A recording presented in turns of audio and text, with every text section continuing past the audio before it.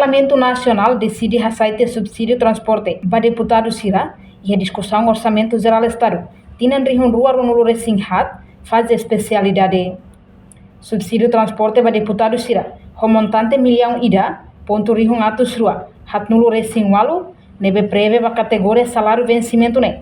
E a valor crescer, aloca fali para aquisição equipamento sistema sonoro, para manutenção no celutang.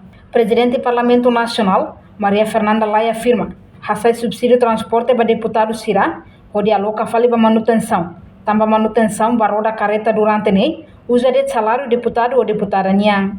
Portanto, e orçamento geral Estado rihun rua nulo resinghat, Parlamento Nacional propõe milhão sanulo resinghito, ponto rihun atus hito, walu nulo, ponto lima nulo resinghat. Ne faz para categoria, para salário vencimento, e a milhão sanulo resing rua, ponto rihun atus tolu, rua nulo resinghito, ponto atus nem, se nulo resing rua. Ba ben serviço milhão tolu, ponto rihun atus lima sanulu, ponto atus rua ida, transferência para pública já rihun atus nem nulo resin lima, atus tolu lima nulo, capital menor, iha milhão ida, ponto rihun atus rua, hito nulo resin nem, ponto atus walu, sanulo resin ida. Nova capital desenvolvimento ne zero.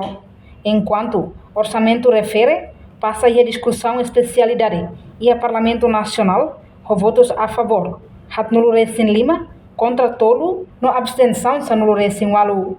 Reportagem Imelda Fátima, Televisão Timor-Poste. Janela informação ba Emma Roto. Atu tem informação atual dia kliu, kita halua. Hane botão subscribe, like, halo comentário, no faz botão ba media social Roto.